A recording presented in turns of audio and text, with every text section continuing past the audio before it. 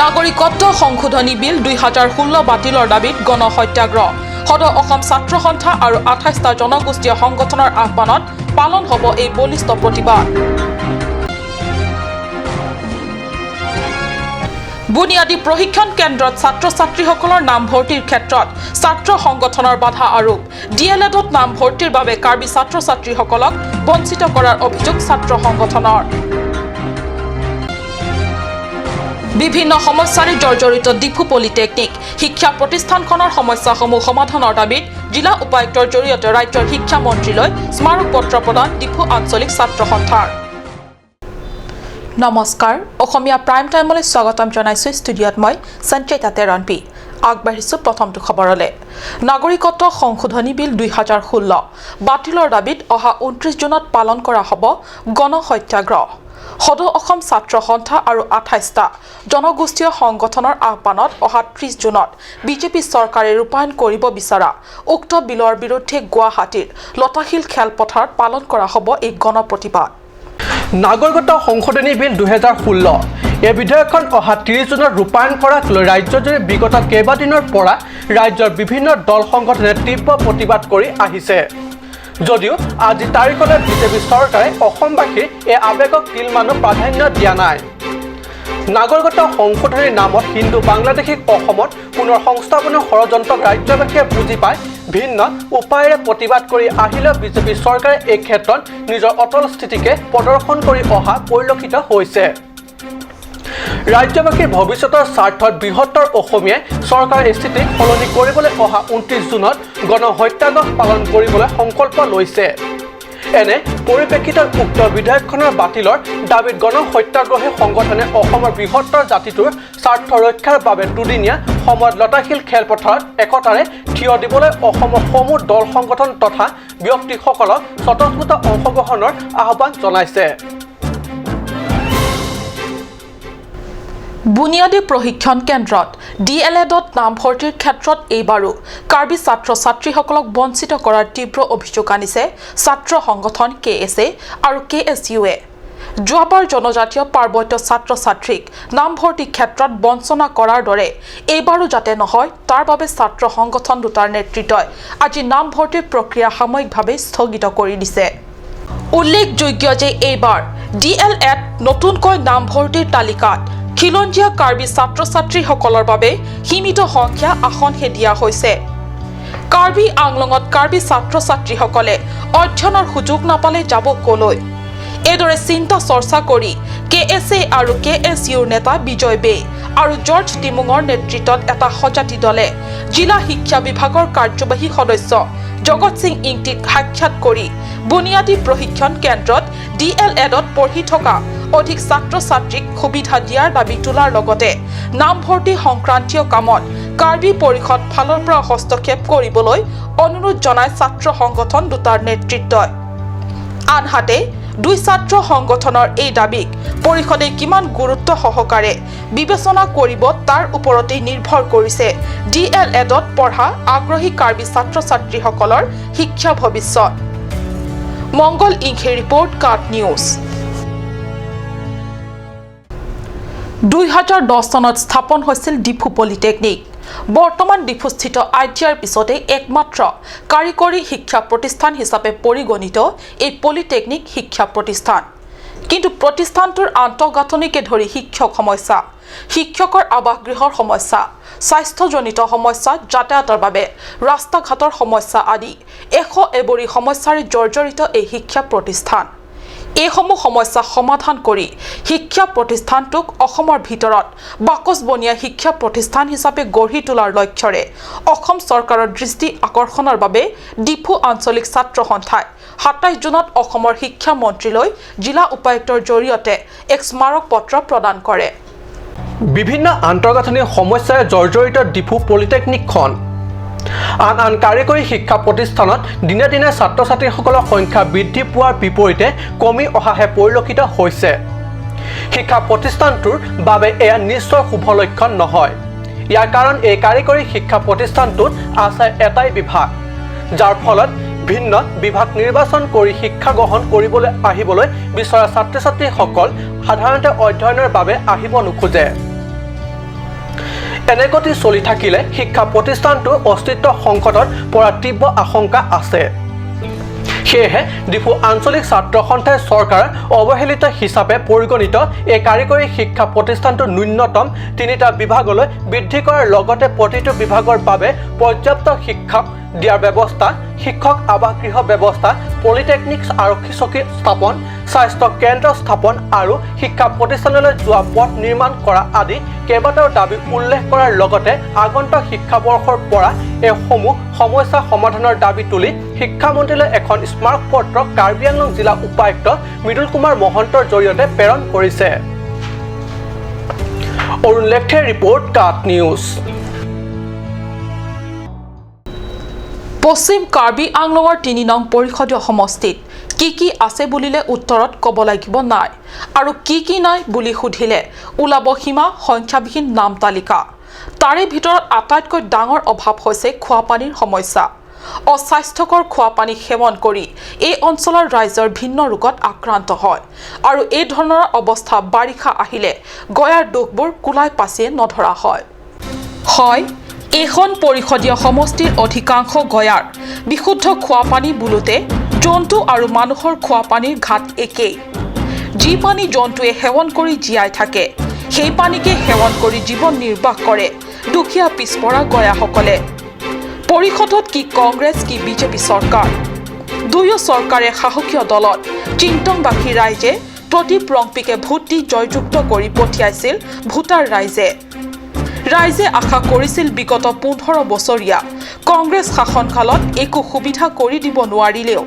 পৰিৱৰ্তনকামী BJP চৰকাৰৰ দিনত কিবা পৰিৱৰ্তনৰ বঁটা চুব সমষ্টিটোলৈ কিন্তু পৰিষদৰ শাসকীয় দল বিজেপিৰ শাসনৰ কাল এবছৰ পূৰ্ণ হোৱাটো চিন্তংবাসী ৰাইজৰ ভাগ্যৰ পৰিৱৰ্তন নহল কাট নিউজৰ দৰ্শকে প্ৰত্যক্ষ কৰা এই শিলৰ গুহা সদৃশ নাট এই কেইবাটাও শিলৰ ফাঁকত বৈ থকা একমাত্ৰ নিজৰাটোৱে হৈছে চিন্তং সমষ্টিৰ অন্তৰ্গত ফুলক্ৰ গাঁৱৰ খোৱাপানী সংগ্ৰহ কৰা ঘাট যুগ ধৰি সেই মান থকা সময়ৰ দৰেই গাঁওখনৰ পুৰুষ মহিলাই একে ঘাটৰ পৰা সংগ্ৰহ কৰে পানী অলপতে বিশাল সভা আয়োজন কৰি বিজেপিৰ নিৰ্বাচনী বিজয়ৰ বৰ্ষপুতি আৰু বিকাশৰ ঢাক-ঢোল বজাই ভাগৰি নপৰা মুখ্য কাৰ্যবাহী তুলিৰাম ৰংহাং নেতৃত্বাধীন বিজেপি চৰকাৰৰ গুৰুত্বপূৰ্ণ দায়িত্বভাৰ পালন কৰা জনস্বাস্থ্য কাৰিকৰী বিভাগৰ কাৰ্যবাহী সদস্য প্ৰদীপ ৰংপিয়ে এই দুখ লগা জিয়া ছবি নিজ চকুৰে প্ৰত্যক্ষ যদি কৰিবলৈ পাইছে কি বুলি ক'ব ডংকামুকামৰ পৰা কেলভিন টেৰাং ডংকামুকাম সময় হৈছে চমু বাণিজ্যিক বিৰতিৰ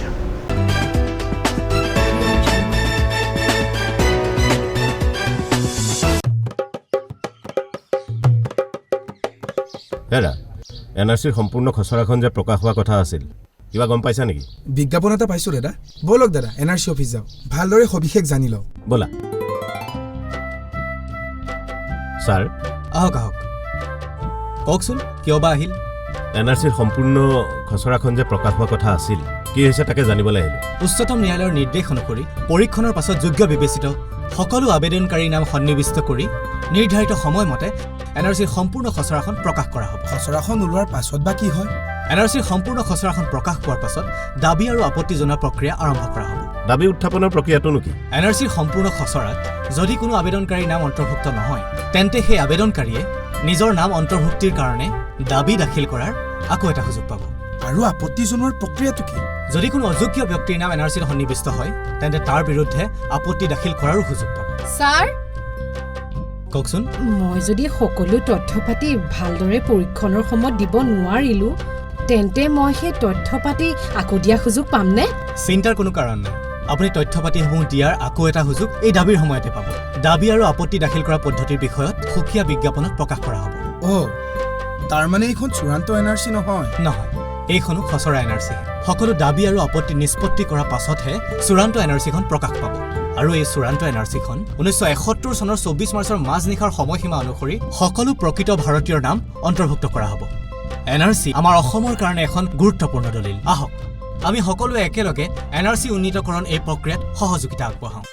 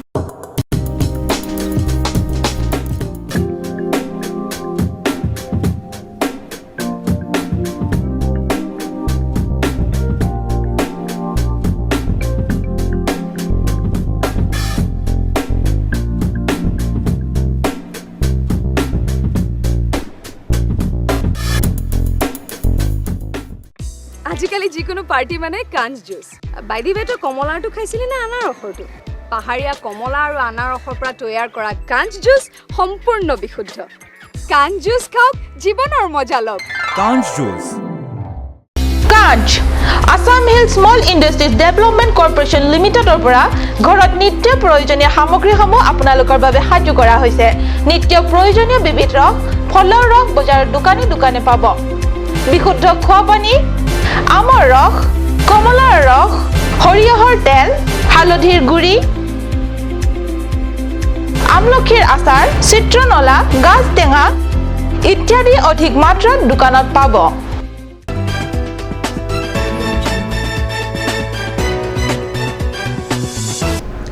বিৰতিৰ পিছত পুনৰ স্বাগতম জনাইছো বাতৰি মজিয়ালে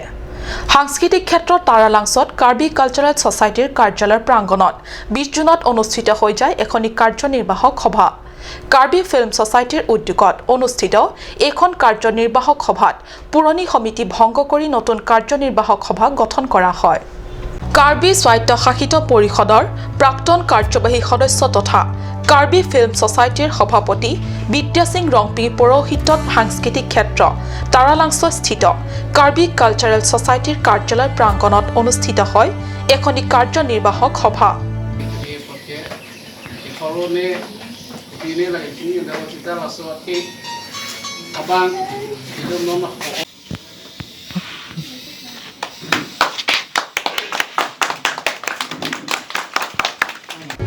সভাত বহু কেইগৰাকী ব্যক্তি তথা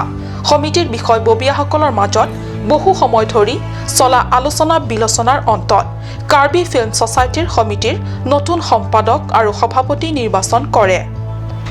সভাৰ সৰ্বসিদ্ধান্তক্ৰমে ধনীৰাম টিছক সভাপতি দিলীপ বেগ সম্পাদক নিৰ্বাচন কৰাৰ লগতে কাৰ্বি ফিল্ম ছ'চাইটিৰ সদস্য প্ৰাক্তন বিদ্যা সিং ৰংপিক উপদেষ্টা হিচাপে লৈ নতুন সমিতি গঠন কৰা হয় আনহাতে এখন সভাতে পুৰণি সমিতি ভংগ কৰি দিয়া হয় উল্লেখ্য সভাত জিলা সাংস্কৃতিক পৰিক্ৰমাৰ কাৰ্যবাহী সদস্য ৰূপসিং তেৰণ প্ৰাক্তন উপাধ্যক্ষ হৰেণ সিং বেগ কেচিয়াছৰ কেন্দ্ৰীয় কমিটিৰ সভাপতি চন্দ্ৰ সিং ক্ৰ সাংস্কৃতিক আৰু কলা বিভাগৰ উপ সঞ্চালক হেমাৰী টকবি প্ৰমুখ্যে কাৰ্বি বোলছবি জগতৰ সৈতে জড়িত অভিনেতা অভিনেত্ৰীসকল উপস্থিত থাকে অবিশ্বাস্য কিন্তু একেবাৰে সঁচা ভয়ংকৰ সাপ এডালক একো অস্ত্ৰ বা মন্ত্ৰতন্ত্ৰৰ সহায় নোলোৱাকৈ খালী আৰু নিবস্ত্ৰ হাতেৰে ধৰিব পাৰে সাপ ভয়ংকৰ যেন লগা একোডাল সাপো যুৱকজনৰ হাতত পৰিলে এনে শান্ত হৈ যায় সাপডাল যেনিবা তেওঁৰ পৰিচিত যুৱকজনে শৰীৰত মেৰিয়াই ৰাখিলেও একো নকৰে বৰং যেনেকৈ ৰাখিব বিচাৰে তেনেকৈ থাকে এই যুৱকজনৰ নাম চেমছন তেৰাং কাৰ্বি আংলঙৰ লাংফে পৰিষদীয় সমষ্টি এলেকাৰ ৰংনগৰৰ লাংচুন তেৰাং গাঁৱৰ নিবাসী তেওঁ ভালদৰে মন কৰক গছ এডালৰ পৰা নিজে ধৰি অনা এই সাপডাল যুৱকজনৰ শৰীৰত কি শান্তভাৱে মাথো শৰীৰত অগা পিছা কৰি মেৰিয়াই আছে হয় চেমছনে হেনো যোৱা 2006 চনৰ পৰা এইদৰে বিভিন্ন প্ৰজাতিৰ সাপ ধৰে আৰু এইদৰে সাপডালৰ সৈতে কিছু সময় খেলি কটায় আৰু পিছত এৰি দিয়ে তেওঁ হেনো সাপে খুট মাৰিলে ভয়ত মুচকুচ যাব ধৰা ৰোগীক দৰৱ দি আৰোগ্য কৰিব পাৰে langsung terang arong pu Samson terang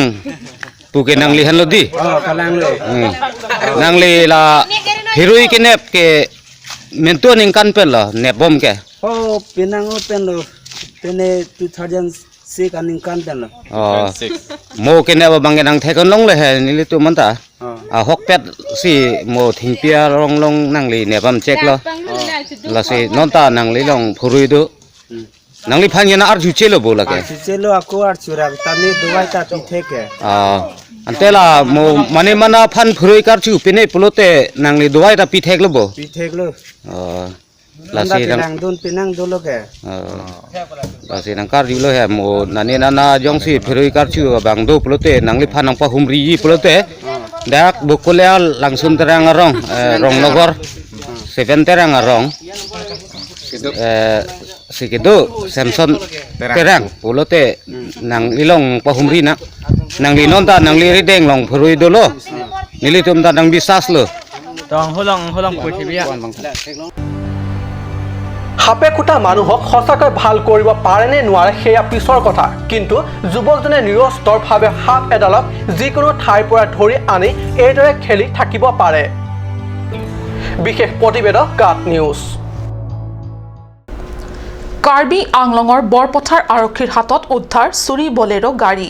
Borpathar আৰক্ষীয়ে নিয়মীয়া তালাচীত তীব্ৰ বেগেৰে ডিমাপুৰ অভিমুখে যোৱা AS010455 বলেৰো গাড়ীখনক ৰখাবলৈ নিৰ্দেশ দিছিল যদিও আৰক্ষীৰ নিৰ্দেশ অমান্য কৰি তীব্ৰ বেগেৰে পলাই যাব ধৰাত আৰক্ষীয়ে পিছে পিছে খেদি যায় আৰু ৰঙাগড়া অঞ্চলৰ পৰা উক্ত গাড়ীখন উদ্ধাৰ কৰে